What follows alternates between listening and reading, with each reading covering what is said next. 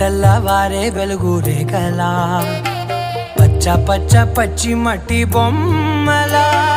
అల్లి బిల్లి వెన్న పాల నురగలా అచ్చ తెలుగు ఇంటి పూల కొమ్మలా